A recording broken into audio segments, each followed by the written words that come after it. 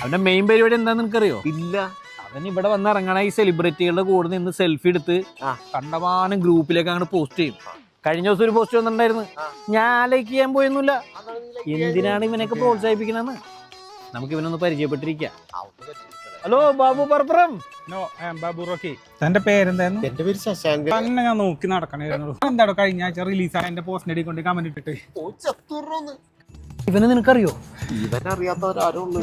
എടാ തനിക്കൊന്നും ഞാൻ അനുഭവിക്കുന്ന സ്ട്രെസ് എന്താണെന്ന് അറിയില്ല. എന്ത് സ്ട്രെസ്? ഇവിടെ ഈ ദോഹയിൽ സെലിബ്രിറ്റികൾ വന്നിറങ്ങുന്ന ഡേറ്റ്, അവരുടെ ഹോട്ടല്, അവരുടെ റൂട്ട് മാപ്പ് ഇതെല്ലാം കണ്ടുപിടിച്ച് പ്ലാൻ ചെയ്ത് അവരുടെ പുറകെ ഇല്ലാത്ത ഊബർ കാശും കൊടുത്ത് പോയി ഈ സംഘാടകരുടെ കൈയും കാലും പിടിച്ച് ഞാനൊപ്പിക്കുന്ന സെൽഫികൾ, ഗ്രൂപ്പ് അഡ്മിന്മാരുടെ തെറിവിളിയും പ്രാക്കും ഒക്കെ കഴിഞ്ഞ് നിങ്ങളുടെ മുമ്പിൽ എത്തുമ്പോൾ നിങ്ങൾക്കൊക്കെ എന്നോട് പുച്ഛം അല്ലടാ. ഒറ്റക്ക് വഴിവെട്ടി വന്നവനാടാ ബാബു.